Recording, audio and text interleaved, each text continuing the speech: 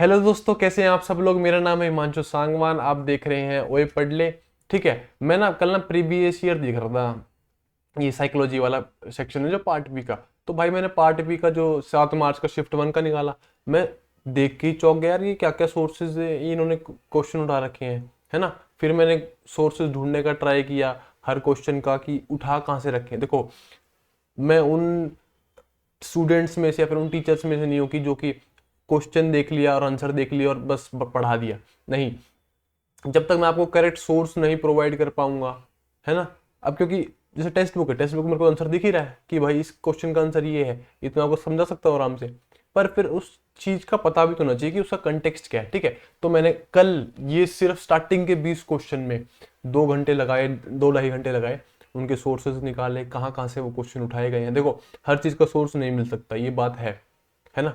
कुछ ना कुछ क्वेश्चन अंडरस्टैंडिंग बेस्ड भी होते हैं और कुछ ना कुछ क्वेश्चन वो होते हैं, अटपटे होते हैं, जो कि छोड़ने वाले होते हैं। ठीक है। आप सारे क्वेश्चन नहीं कर सकते, कर सकते हो पर कौन से वाले जो बिल्कुल ही करेक्ट सोर्स से आए हैं वहां, वो वाले आप सारे क्वेश्चन कर सकते हो, उनमें कोई प्रॉब्लम नहीं आएगी आपको।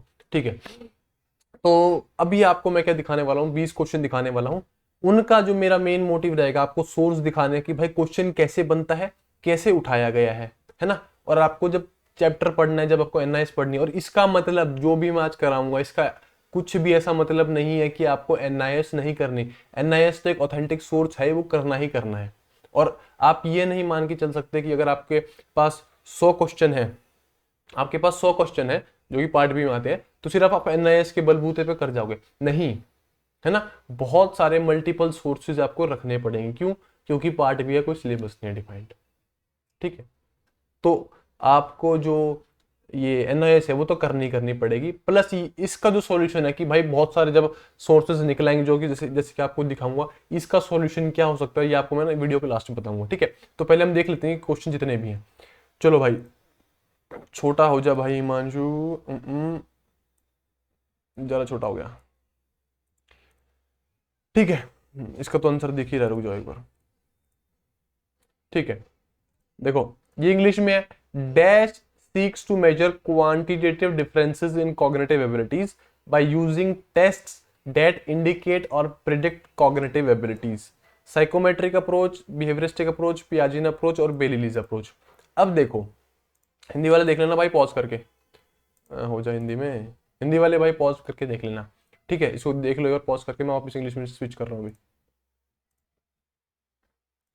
अब देखो, ये आपको स्टार्टिंग में शायद समझ भी आ जाए कि भाई हम क्वांट जो अपने कॉग्निटिव एबिलिटीज है, उसका कॉग्निटिव डिफरेंसेस, क्वांटिटेटिव डिफरेंसेस कैसे मेजर करते हैं। ठीक है, सिंपल क्वेश्चन ये आपको समझ आ जाएगा। साइकोमेट्रिक, क्यों? Psycho means cognitive, and metric means, metric क्या होता है? Metric means measurement. तो सिंपल सिंपल देखो, measure quantitative differences in cognitive abilities, ये तो आपको समझ ही आ रहा है, साइकोमेट्रिक अप्रोच। ठीक है।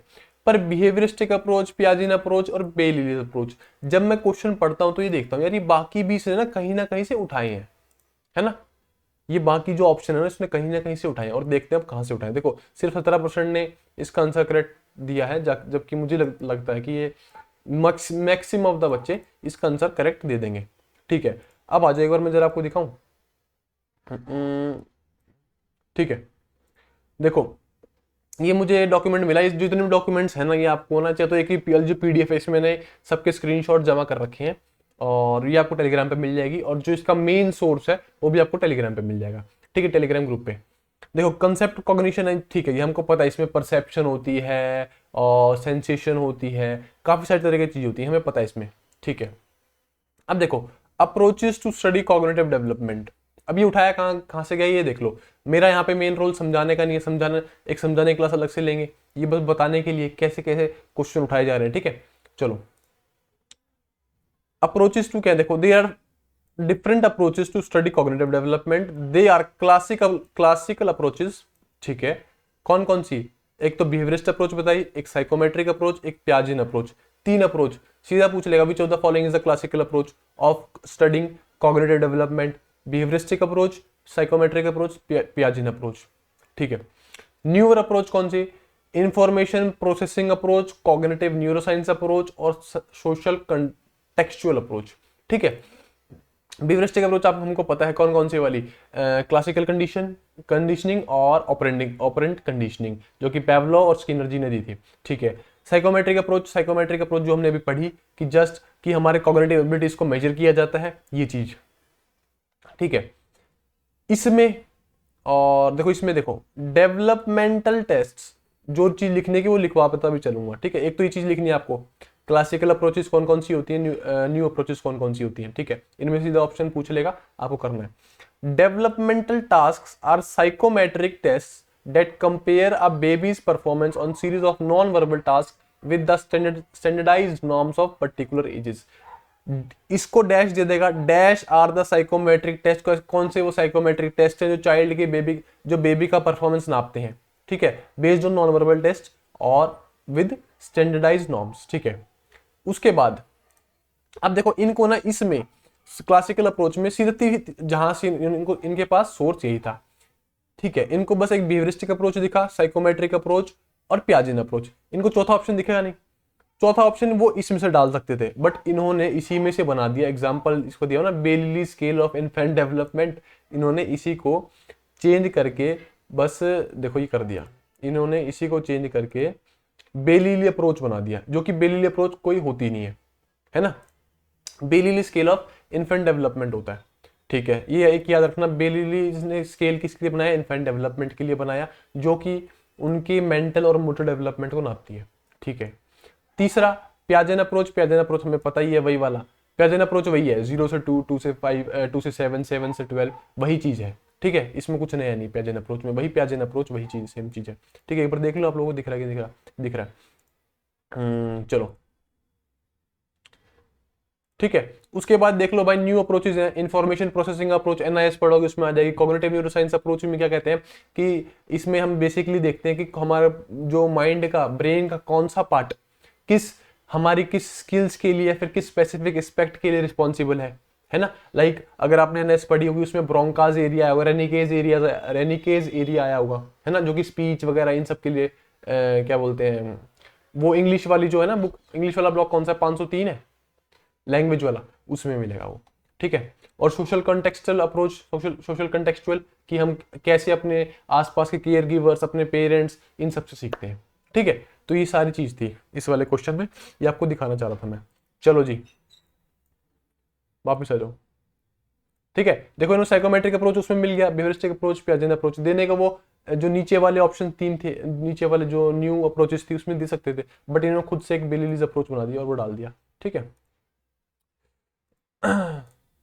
देखो, in context of psycho social development what is the positive influence of peer relation. जब आप अपने दोस्तों के साथ जाते हो बाहर, तो उसका पॉजिटिव इन्फ्लुएंस क्या है। As a child begins to move away from parental influence, जैसे बच्चा पेरेंटल इन्फ्लुएंस से मूव होने लगता है, कब, एडोलेसेंस के टाइम वो ज्यादा अपने माँ बाप की ज्यादा ना सुन के अपने दोस्तों की ज्यादा सुनता है।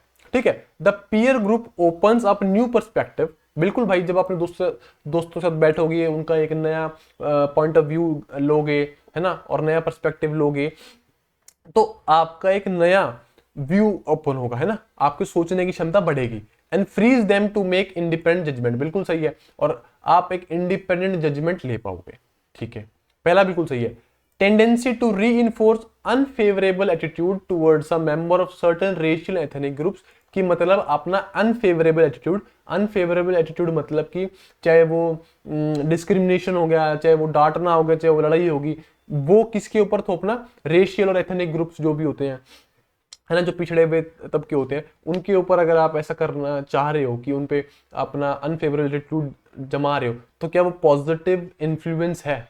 अब जैसे हमने आजकल रील देखी कि एक ग्रुप होता है लड़कों का या फिर लड़कियों का, वो किसी को एक जानवर छूटा उसको तंग कर रहा होता है, तो वो क्या है, वो एक पॉजिटिव इन्फ्लुएंस है नहीं ना, पॉजिटिव इन्फ्लुएंस, वो नेगेटिव इन्फ्लुएंस है, तो दूसरा बिल्कुल गलत हो जाएगा, तो ओनली वन। ठीक है यार, ये आंसर कैसे दिख जाते हैं एकदम से।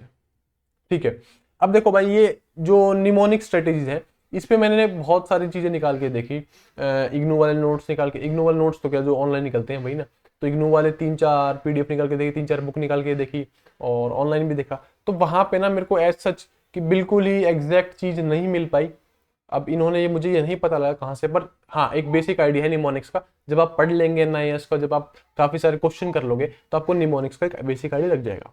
ठीक है, अब इसमें भी ना थोड़ा सा क्वेश्चन फॉर्मेशन में गलती है। देखो 5 and 6 years old children can use external memory aids, बिल्कुल कर सकते हैं। अब इन्होंने दूसरे देखो, most children do not do grouping until at least the age of 10 years। इन्होंने ना ये वाली जो सेकंड लाइन है इसकी लैंग्वेज ढंग से नहीं दी है। और तीसरा 4 years old do conscious repetition spontaneously, ये बिल्कुल सही दे रखा है। देखो 5 से 6 साल का बच्चा जो एक्सटर्नल मेमोरी एड्स है वो इस्तेमाल करेगा, बिल्कुल करेगा। लाइक अबैकस इस्तेमाल कर लेगा या फिर और कुछ उसको मतलब बेसिकली उसको कंक्रीट मटेरियल चाहिए। ठीक है, बात सही है बिल्कुल। निमोनिक स्ट्रेटेजीज अगर आपको ना पता हो, निमोनिक स्ट्रेटेजीज वो होती हैं लाइक जैसे कि कुछ याद करने में जो मदद आती है ना। जैसे कि हम अब मैं आपसे पूछ लूं कि एम्स की फुल फॉर्म क्या है, तो एम्स AIMS मतलब हमने बेसिकली उसको क्या बना लिया, एक शॉर्ट फॉर्म बना लिया, और तो अब हमें वो याद रह जाएगी। तो निमोनिक स्ट्रेटेजीज वो होती है कि जो हमें कि किसी भी चीज को याद रखने में मदद करती हूँ। ठीक है, अब देखो most children do not do grouping until at least at the age of 10 years। अभी इस क्वेश्चन में इस ऑप्शन का मतलब क्या कहना चाह रहा है कि ग्रुपिंग नहीं करते। भाई ग्रुपिंग अगर एज अ सोशल कंटेक्स्ट हम देखें तो बिल्कुल करते हैं इस टाइम तक ग्रुपिंग, पर इसका जो कहने का मतलब वो in terms of numeric strategies है। अब इन्होंने पता नहीं इसका फॉर्मेशन क्या बिठाया है, तो इसका आंसर तो मेरे ख्याल से तीनों ही सही है ना। तीसरा ऑप्शन ये है 4 years old do conscious repetition spontaneously, कि जो 4 साल के बच्चे हैं वो स्पॉन्टेनियस रिपीटिशन, तो इसका मतलब ये है कि जो 4 साल के बच्चे हैं वो कॉन्टिन्यूस कॉन्शियस मतलब कि खुद में जब उनको पता होता है कि हाँ रिपीटिशन कर रहे हैं तो वैसी रिपीटिशन कर सकते हैं खुद से, तो नहीं कर सकते। जैसे 4 साल वाले बच्चे कॉन्शियस रिपीटिशन खुद से नहीं कर सकते, अगर आपको ही लगातार बुलवाना पड़ेगा 1 2 3 4 5 6 लगातार, उनको आप जब बोलोगे तभी वो बोल पाएंगे। ठीक है, तो इसका ओनली और 1 and 2 ही है, क्योंकि फोर्थ में आपको बुलवाना पड़ेगा इनसे। ठीक है, 4 साल के बच्चे के साथ। ठीक है, देखो 10% ने इसका आंसर सही दिया है। तो ये क्वेश्चन अजीब सा था भाई, अब ऐसे क्वेश्चन आते हैं पेपर में भी, अभी याद रखना। ठीक है, और ये पेपर भाई मैंने पहले खुद दिया है, ये वाला जो DU 7 मार्च वाला ना, ये मैंने खुद दिया है, फिर बाद में ये पर सॉल्व करवा रहे हैं आपको। ठीक है, देखो प्याजे के हिसाब से इन इमिटेशन पेयर कौन सा सही है। इनविजिबल इमिटेशन, इनविजिबल इमिटेशन क्या होता है, जब आपके सामने कोई बच्चा लेटा हुआ है, फिर मैं बच्चा हूं और मैं किसी को इमिटेट करने ट्राई कर रहा हूं, तो अगर मैं उसके मुंह का उसका फेशियल एक्सप्रेशन इमिटेट करूंगा, है ना, मैं इमिटेट करूंगा, तो क्या मुझे वो इमिटेशन मुझे खुद दिखेगी।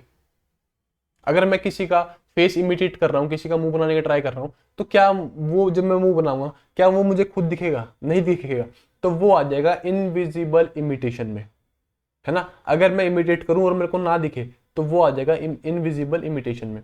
ठीक है, दूसरा विजिबल इमिटेशन, जैसे कि आपने मुझे हेलो बोला और मैंने भी आपको इमिटेट किया हेलो बोल के एज अ चाइल्ड। ठीक है, तो मुझे अपना हाथ दिख रहा है कि हाँ भाई मैं भी हाथ को ऐसे वेव कर रहा हूं, और जो सामने वाला बंदा जिसको मैं इमिटेट कर, जिसको मैं कॉपी कर रहा हूं, वो भी हाथ ऐसे वेव कर रहा है।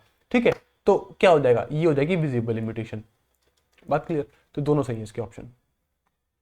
ठीक है यार, ये आंसर कैसे दिख जा रहे हैं। ठीक है, by which process infant and caregiver communicate emotional states to each other and respond appropriately। Hindi वाला देख लेना भाई। कि किस प्रक्रिया से द्वारा शिशु और देखभाल करता एक दूसरे से भावात्मक अवस्थाओं का संचार करते हैं। तो किस तरीके से करते हैं कि भाई जब आप एक छोटा बच्चा और एक उसकी जो मदर है वो किस हिसाब से जुड़े रहते हैं एक दूसरे से, इमोशनली किस तरीके से जुड़े रहते हैं।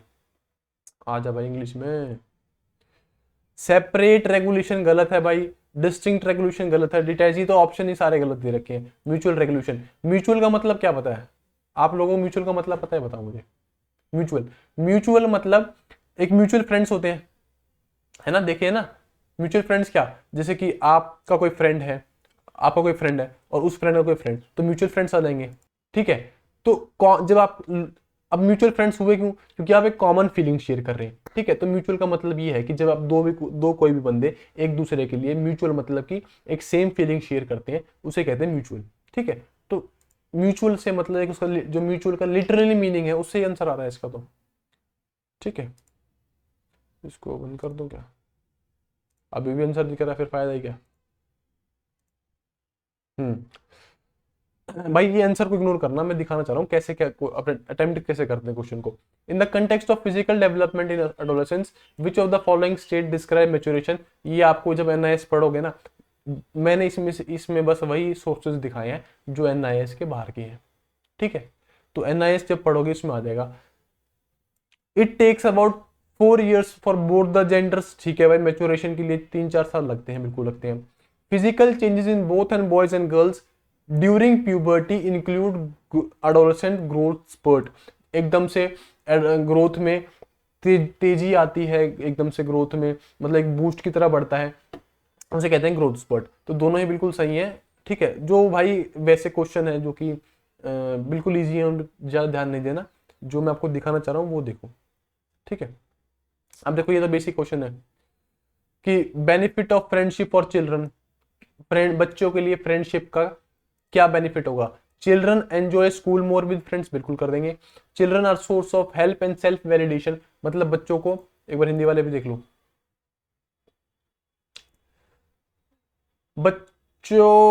बच्चे मित्रों के साथ स्कूल का ज्यादा आनंद लेते हैं, बिल्कुल सही है। मित्रता, मदद और आत्म सत्यापन का एक स्रोत है, बिल्कुल सही है। तो दोनों ही सही है। ठीक है भाई, इसमें देखो, इसमें हिंदी वालों को कोई प्रॉब्लम नहीं आएगी, इंग्लिश वालों को थोड़ी सी एक रेसिप्रोकल चीजें प्रॉब्लम आ सकती है। देखो reciprocal, dash is the reciprocal enduring tie between infant and a care giver. अब अगर इंग्लिश वाले को रेसिप्रोकल का मतलब पता होगा ना, रेसिप्रोकल वो वाला नहीं, एक बटा जिसमें कर देखो देखो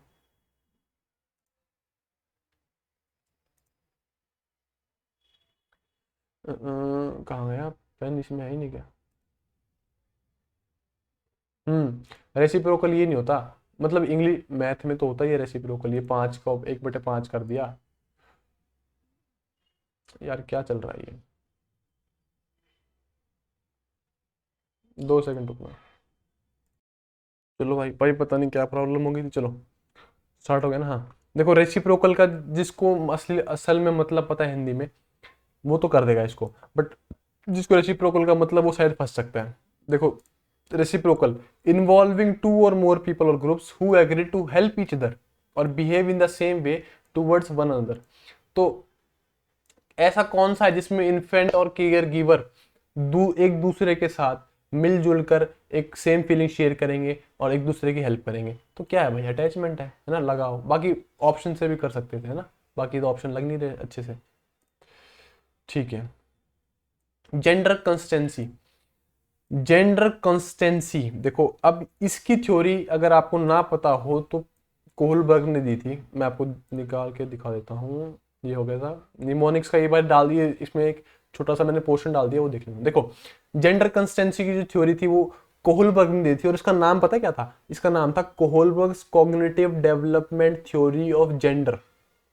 पूरा नाम ये था, Kohlberg's cognitive development theory of gender. इसने इस चीज को 3 स्टेज में डिवाइड किया था। पहला जेंडर आइडेंटिटी था, दूसरा जेंडर स्टेबिलिटी, और तीसरा जेंडर कंसिस्टेंसी, जिसके बारे में हमारे पास क्वेश्चन पूछा गया है।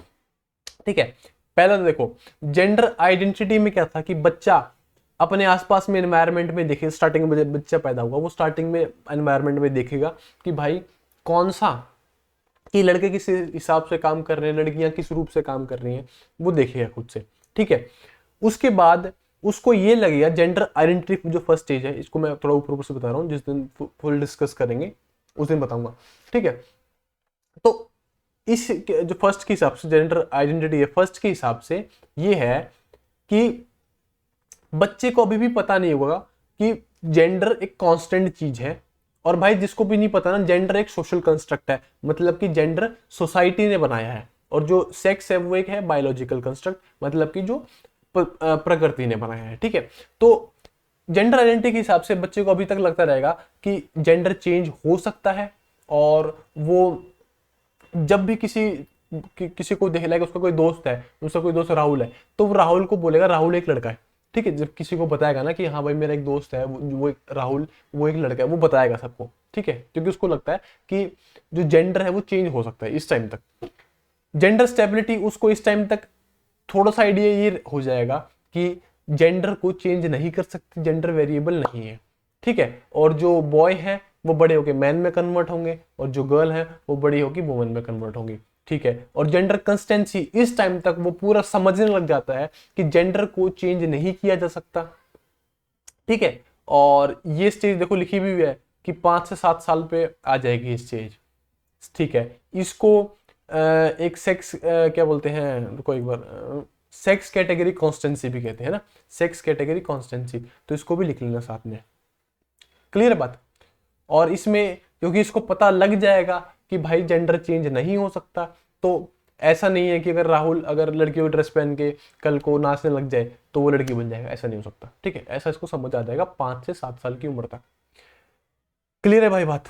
चलो, नया पर्सपेक्टिव दिया होगा मैंने आप लोगों को, इसका क्या है, देखो gender consistency, child awareness about his sex being as same always, बिल्कुल सही है। और सेक्स कैटेगरी कंसिस्टेंसी भी इसको कहते हैं, तो बोथ वन टू, क्लियर बात। भाई थोड़ा सा टाइम की कमी है इसलिए मैं थोड़ा सा स्पीड में चल रहा हूँ, ठीक है। विच of the following theories is not related gender schema theory. अब इसके बाद इस क्वेश्चन ने बहुत दुखी किया भाई, मैंने ऑनलाइन सर्च किया जेंडर स्कीमा थ्योरी, 10-12 डॉक्यूमेंट निकाले, ठीक है। अब मुझे सेंड्रा बैम का नाम मिल गया था, हेल्वर्सन का नाम मिल गया था, मुझे कहीं कैरोलिन का नाम दिख ही नहीं रहा था, ठीक है। इसका वैसे आंसर नॉट रिलेटेड टू कौन है, सिगमंड फ्रूड है, पर मुझे कैरोलिन का नाम दिखाई नहीं कहीं पे, तो क्या हुआ देखो। अब देखो मैंने ये इग्नो का कोई डॉक्यूमेंट निकाला, और ऐसे डॉक्यूमेंट एक नहीं 3-4 निकले थे, और ऑनलाइन जो मैं लग पढ़ रहा था वो था, ठीक है। तो बताया ना बहुत लंबा काम था। अब जो सेंड्रा बैम है वो सबसे ज्यादा, जूम कर दूं, अरे यार तुम्हें तो दिखी नहीं, क्वेश्चन तो दिखाई नहीं होगा मेरे को। हाँ, इसके बारे में बात कर रहा था, which of the following theories is not related to gender schema theory, Carolyn, Halverson, Sigmund Freud और सेंड्रा बैम। इसका मुझे मुझे पता है आप सारे सिगमंड फ्रूड ही करके आते जेंडर स्कीमा थ्योरी के लिए, बट अगर जो ना करके आता है ना, जो ना, अगर फॉर एग्जाम्पल सिगमंड फ्रूड होता है नहीं ऑप्शन में, है ना, फिर तो फंस जाते। अब फिर इसके लिए मैंने डॉक्यूमेंट्स निकाले बहुत सारे ऑनलाइन, और देखो अब दिखाता हूँ आपको। सेंड्रा जो बैम है, जो सेंड्रा बैम है, Sandra Bem psychologist introduce her famous gender schema theory, इसने अपनी जेंडर स्कीमा थ्योरी इंट्रोड्यूस करी, और यही सबसे ज्यादा फेमस था किसके लिए, जेंडर स्कीमा थ्योरी के लिए। इसने कुछ नहीं बोला कि भाई बच्चे, अपने एक बेसिक आइडिया दे रहा हूँ कि बच्चे जो लड़का या लड़की है वो एक जेंडर स्कीमेटा बना लेते हैं, जिसके अंदर उनके पास जेंडर कॉग्निशन और जेंडर बिहेवियर होता है ना।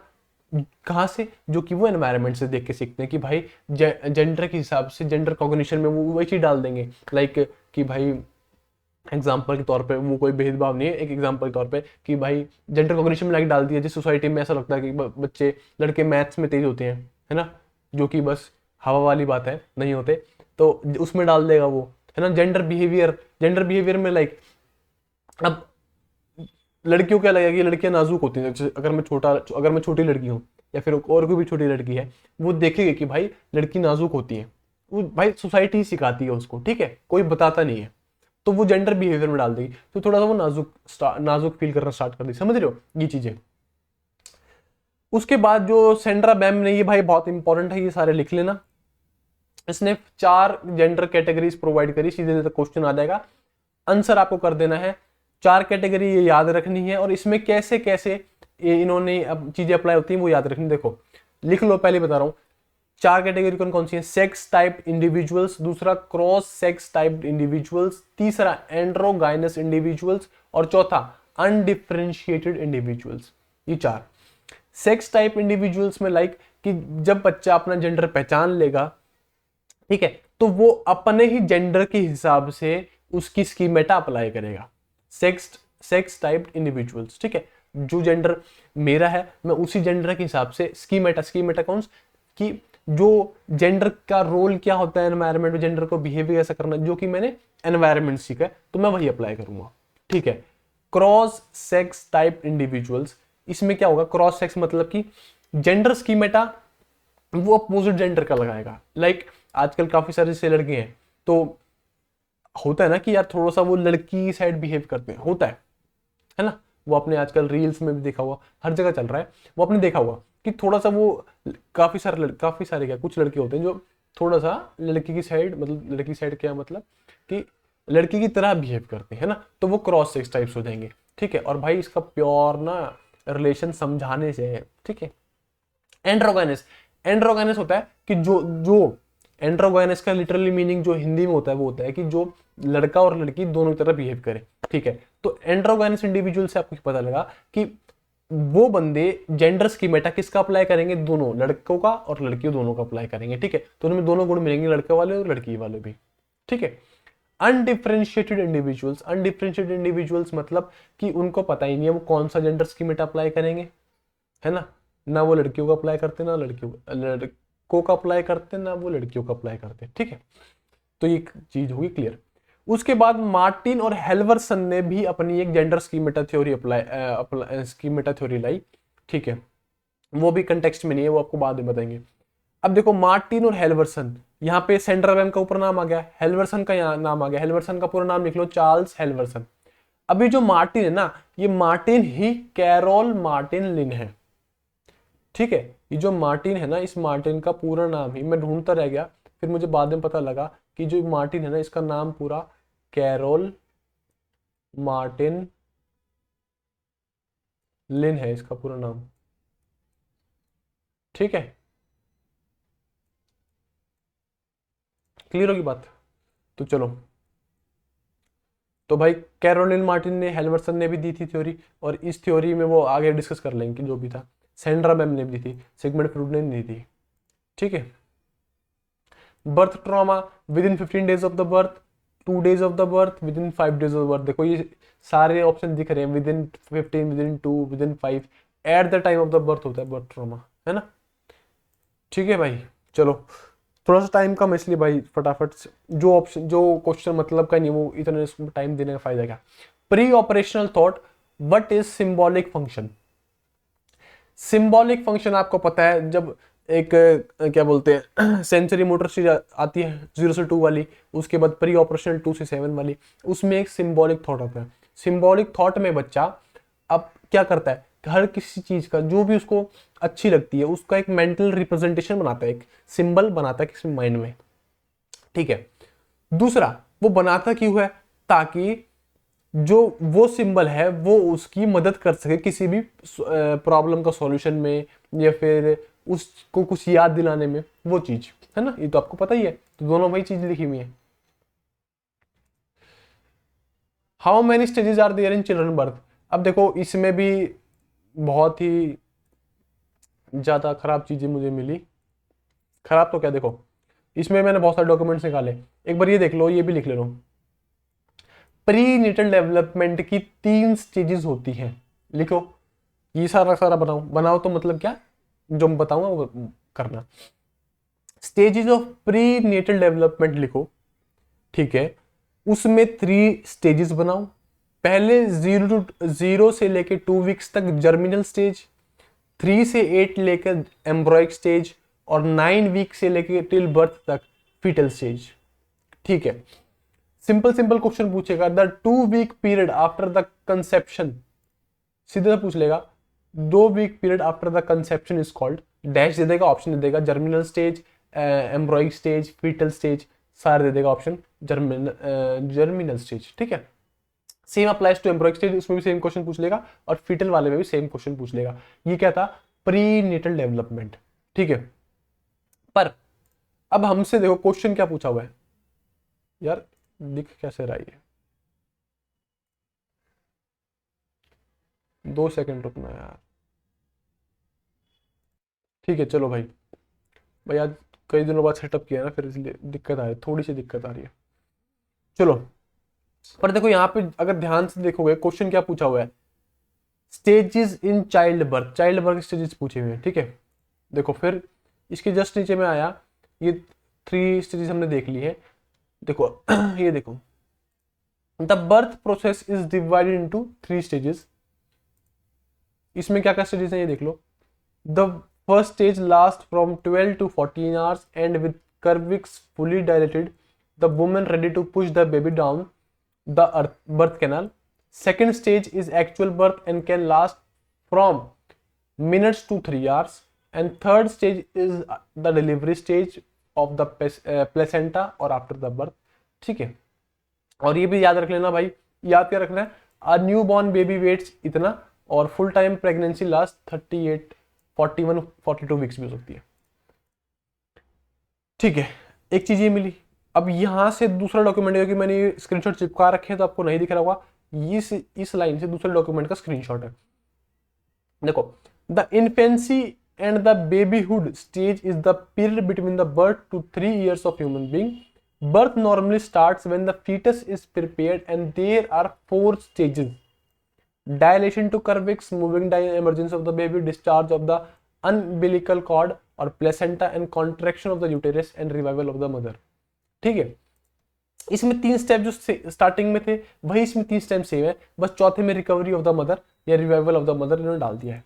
ठीक है, इससे क्या समझ आया कि अगर आपके पास किसी भी चीज के जैसे इसमें चाइल्ड बर्थ के एक में तो आपको दिख रहे हैं 3 ऑप्शन कि 3 स्टेजेस हैं, और एक में दिख रहे हैं 4 स्टेज, आपको हमेशा मैक्सिमम वाली मार्क करके आनी है, लाइक 4 स्टेज। ठीक है, गलत 3 वाली भी नहीं होगी, पर आपको being on the safer side आपको हमेशा 4 वाली मार्क करके आनी है। ठीक है भाई, बात क्लियर। चलिए आगे, इसको याद रख लेना, और जितने भी 4 स्टेजेस दिखाई ना ये देख लेना। ठीक है, और ये सारे ऑथेंटिक सोर्स हैं, छोटे मोटे सोर्सेज से नहीं है, और जो भी इसके डॉक्यूमेंट्स है आपको टेलीग्राम पे मिल जाएंगे। ठीक है भाई, in the context of cognitive development in early childhood, what is the theory of mind development. भाई हिंदी वाले ना, एक हिंदी वालों को चलो दिखा देते हैं। It reflects brain maturation and improvement in cognition. बिल्कुल भाई सही है, जब माइंड डेवलपमेंट होएगा, एक बेसिक आइडिया लेके बता रहा हूँ, थ्योरी ऑफ माइंड डेवलपमेंट है ना, ये जब आप एनालिस पढ़ लोगे तब आपको एक अच्छी अंडरस्टैंडिंग बन जाएगी। ठीक है, तो जब आपकी उम्र बढ़ेगी, जब आप अर्ली चाइल्डहुड में होंगे, धीरे धीरे बढ़ोगे, तब आपकी मैच्योरेशन बढ़ेगी, उसके बाद आपकी कॉग्निशन बढ़ेगी। बिल्कुल सही बात है। दूसरा, heredity and environment influences play a large part in the development. बिल्कुल प्ले करता है भाई, तो बोथ 1 and 2। ठीक है, तो ज्यादा कोई हार्ड क्वेश्चन था नहीं। बेले स्केल ऑफ इन्फेंट डेवलपमेंट, भाई इसका ना मुझे एक सोर्स नहीं मिला ढंग का, इन्होंने पता नहीं कहाँ से तो ये चीज उठा के दी है, चाहे तो नेट से रैंडमली उठा के दी है, नहीं मिली वो भी, और कोई डॉक्यूमेंट मिलना चाहिए था वो भी नहीं मिला, पता नहीं कहाँ से उठा के दी है। इसका मैं अभी फिलहाल जो एक ठोस सबूत, तो क्या सबूत, तो क्या मतलब एक रिसोर्स ढूंढ रहा है, पर मिला नहीं। अब मैं इसको कैसे तुम्हें करा दूं। ठीक है, इसको मैं तुम्हें कैसे इसका आंसर करा दूं, इसका बोथ 1 and 2 है, इसका देख लेना। इसमें मैंने तुक्के मार दिया था, बोथ 1 and 2। इसको भी आपको बताऊंगा मैं कि जब सॉल्यूशन कैसे करते हैं, मैक्सिमम अटेम्प्ट कैसे करते हैं, मैक्सिमम मार्क्स कैसे लाते हैं पेपर में, वो आपको जब आप धीरे धीरे एनालाइज कर लोगे ना, तो आपको सारी ट्रिक्स एक बार पूरा का पूरा लाइव पेपर में रिकॉर्ड कर लूंगा, लाइक मैं सॉल्व कर रहा हूँ और रिकॉर्डिंग हो जाएगी पूरी की पूरी, आपको और आइडिया लग जाएगा। ठीक है, अब इसके लिए ना बस एक बार ये देख लो, ये अब लिख लेना, ये जो चीज है ना। अब बट इसका मैं आपको जब भी बता पाऊंगा बिल्कुल करेक्ट तरीके से, जब मेरे पास कुछ ठोस चीजें होगी, है ना। अब टेक्स्ट बुक तो लिख देगी कहीं से भी, पर बच्चे के लिए मुश्किल हो जाएगी ना, समझ रहे हो। और एज अ स्टूडेंट मेरा लिए भी मेन एम यही, मेरा मेन फोकस ही रहता है कि मेरे जब तक मैं पढ़ना जब तक स्टार्ट ना करूं, जब तक मेरे पास कोई एक रिलायबल सोर्स ना हो, है ना। ठीक है, ये वाला स्किप कर रहे हैं फिलहाल। देखो, इसमें पूछा हुआ है कौन सा regarding motor development is correct. It continues to improve in the middle childhood. बिल्कुल सही है, वो मिडिल चाइल्डहुड के टाइम पे भी बढ़ता रहता है क्या, motor development. By age of 6 children can जज and block the path of the small ball thrown from a distance. देखो इस टाइम तक ना वो जज जरूर कर सकता है, छोटा मोटा जज करेगा, ये भी नहीं कि बहुत ही बिल्कुल जज कर लिया कि हाँ भाई बिल्कुल बॉल यहीं पे आएगी, नहीं, ये छोटा मोटा जज कर पाएगा। ठीक है, और block the path of small balls, इस टाइम तक ना उसको ब्लॉक पाथ स्मॉल बॉल्स का बोला हुआ है। इस टाइम तक उसकी जो फाइन मोटर स्किल्स हैं, जो फाइन मोटर एबिलिटीज है, वो शायद इतनी डेवलप नहीं होती हैं। ठीक है, तो ये जो दूसरा ऑप्शन है गलत है। ये आपको कहां से आएगा, एनएस जब पढ़ोगे ना तब आएगा। एनएस में कहा ब्लॉक 506। क्लियर बात, इसका ओनली 1। ठीक है, चलो 17 बॉडीली ग्रोथ एंड चेंज। भाई ये वाला तो क्वेश्चन इतना कहड़े चीज से दे रखा है इन्होंने, बड़ी खतरनाक रिसोर्स से दे रखा है, दिखाऊंगा अभी। देखो, at the age of 1 children begins to lose their babies roundish and take on the slender athletic appearance of the child. At the age of 3 childrens abdominal muscle develop and the toddler potty belly tightens. इसका answer अभी खुद बताना थोड़ी देर में, अभी आपको नहीं पता होगा पर अब आपको पता लग जाएगा, देखना। देखो, अर्ली चाइल्डहुड स्टेज, ये पता नहीं कौन सा था, बीए मेडिकल साइंसेज, इग्नू की किताब की थी, है ना। तो वहां से बिल्कुल नाम तो मेरे को पता नहीं कौन सा क्या नाम है, पर पीडीएफ में जरूर शेयर करूंगा, ठीक है। मुझे यहाँ से मिला। देखो, अर्ली चाइल्डहुड में पता है 3 to 6 ईयर्स का होता है, बिल्कुल सही बात है, और हमें इसमें देखना नहीं, आपको सारी चीजें पता है। देखो, the children eight 3 years begins to give up their chubby roundness and become slender, slim and athletic। 3 साल पे चबी राउंडनेस फिनिश होने लग जाती है और उनका फेस स्लेंडर, पतला, स्लिम और थोड़ा एथलेटिक रूप में आ जाता है, ठीक है। abdominal muscle improves so the pot belly decreases। abdomen वाली, ये वाली जो मतलब जो स्टमक वाला एरिया होता है ना, वो abdomen होता है, ठीक है। क्लियर बात, ये चीज है याद करने जो मार्क कर दी। और याद करने क्या चीज है, on average children grow 2 to 3 inches a year and gain 4 to 6 pounds a year। Clear बात। और when the child is 3 years all the milk teeth appear and the child can eat properly। बिल्कुल बात। बाकी वही छोटी मोटी कि यार उनकी बोन्स मैच्योर हो जाएंगी, हाथ और पैर लंबे होने लग जाएंगे, वो ठीक है, नॉर्मल चीज है वो। क्लियर होगी बात कि 3 साल पे उनकी चबी राउंडनेस खत्म होती है, उनका फेस स्लिम, स्लेंडर, एथलेटिक बन जाता है, और जो उनकी अब्डोमिनल मसल इंप्रूव होती है, जिसकी वजह से उनकी पॉट बेली डिक्रीज हो जाती है। क्लियर हुई बात। अब इसका आंसर दे पाओगे किसका, इसका। At the age of 1 children begin to lose their baby roundness, नहीं, एट द एज ऑफ 3 होता है, पहला गलत। तीसरा, at the age of 3 children abdominal muscle develops the toddler potty belly tightens, बिल्कुल सही है। दूसरा सही है, सिर्फ पहला गलत है। पहला कब सही होता है, जहां पे यहाँ पे अगर एट द एज ऑफ 3 दिया होता। क्लियर है बात। Is the set of attributes used to describe oneself. अब देखो, ये self concern, self definition, self motivation, self concept, इसके लिए देखो, एक ये सेल्फ वाली किताब है, इसमें सारे सेल्फ दिए हुए, सारे के सारे सेल्फ, चाहे वो सेल्फ एस्टीम वो मैंने आपके लिए मार्क कर दिए हैं, ठीक है। तो सारे पढ़ लेना, सारे पढ़ लेना, ये जितने भी सेल्फ होते हैं ना, सारे मार्क दिए हुए। फिर से बता रहा हूँ, इस क्लास का मतलब समझाना नहीं, आपको दिखाना है कि क्या क्या सोर्सेज हो सकते हैं और आपको कैसे तैयारी करनी है, ठीक है। देखो, self refers to the totality of an individual's conscious experience and ideas and thoughts, feelings with regard to herself or himself। These experiences and ideas define the existence of an individual at the personal and at the social level।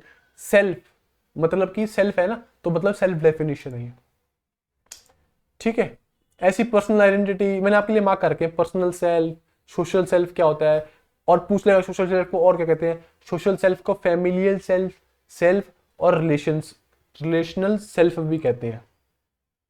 Self concept समझ रहे हो, तो self regulation, ये सारी चीजें इसमें दी हुई है, ये मैंने मार्क कर दी है, तो ये देख लेना। अब इसमें ना मेरे को थोड़ा सा डाउट हो रहा था, मेरे को सेल्फ डेफिनेशन और सेल्फ कंसेप्ट करेक्ट लग रहे थे, पर इसका answer, most correct answer self definition है, ठीक है। जब आप पढ़ लोगे ना ये जो डॉक्यूमेंट दिया है, इससे क्लियर हो जाएगा। अराउजल इन एफिशिएंट, या क्या बोल रहा हूं, अराउजल इन इन्फेंसी मतलब कि स्टेट ऑफ अराउजल, कि जब इसमें बेसिकली क्या होता है, एक 6 स्टेप्स होते हैं, बच्चा कैसे सोता है, उठता कैसे है, मतलब ऐसे देखो आपको दिखाता हूं। इसका मुझे कोई करेक्ट डॉक्यूमेंट नहीं मिला कहां से इन्होंने क्वेश्चन उठाया, बट यस मेरे पास ये चीज है। देखो, 6 स्टेट ऑफ अराउजल होते हैं, ठीक है। पहला डीप स्लीप, जिसमें बच्चा बिल्कुल डीप स्लीप में सोता है। उसके बाद लाइट स्लीप, जिसमें बच्चा छोटी मोटी आवाज करोगे डिस्टर्ब हो जाएगा। ड्राउजी, ड्राउजी मीन्स की एक स्टेज होती है, कहाँ, वॉक, उठने से पहले और स्लीपी, सोने के बीच में एक स्लीप मतलब एक स्टेज होती है, वो होती है ड्राउजीनेस, है ना, जिसमें हमें जैसे हम वो तो कहते हैं ना कि छोटा सा नैप ले लेता हूँ, है ना, तो उसमें हम थोड़ा सा यार नींद में हो जाते हैं, है ना, तो ना वो बिल्कुल उठा हुआ ना बिल्कुल सोया हुआ, तो उसके बीच में।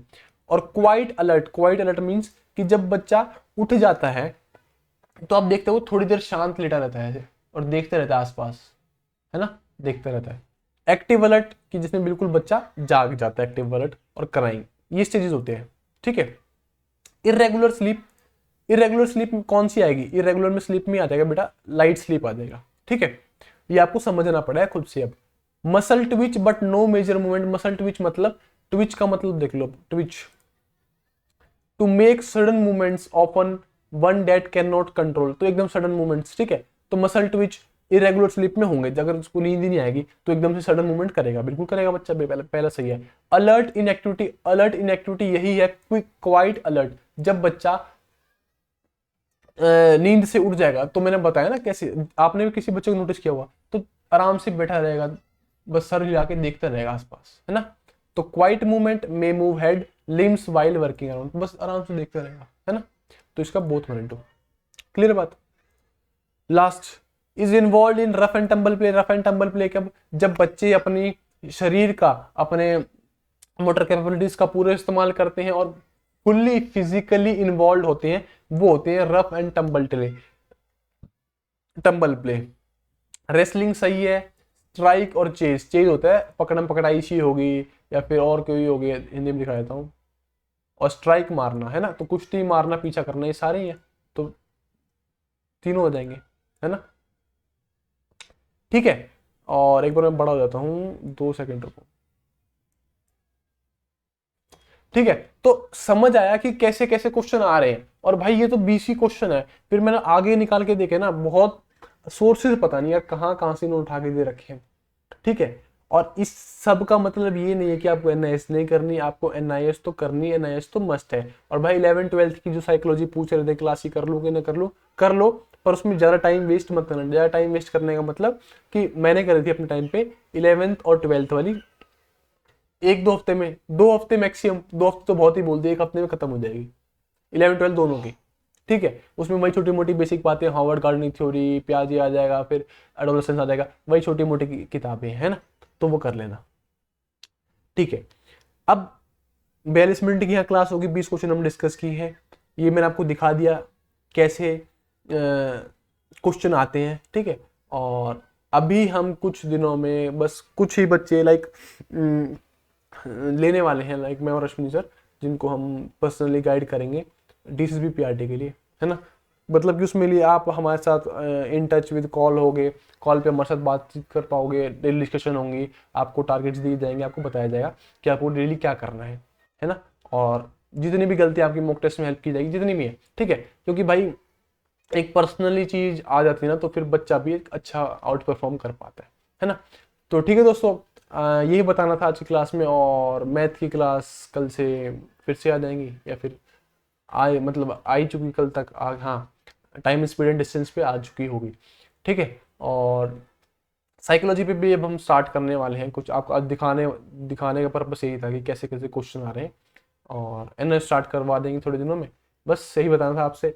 तो आपसे मिलते हैं चलो अगली वीडियो में, तब तक के लिए जय हिंद। और कोई भी सजेशन हो, कोई भी सुझाव हो, कोई भी प्रॉब्लम हो रिलेटेड टू एनीथिंग, आप कमेंट करके बता सकते हैं हमें। और बस यही, आपसे मिलते हैं अगली वीडियो में, तब तक के लिए जय हिंद, वंदे मातरम, राम राम, जय श्री राम।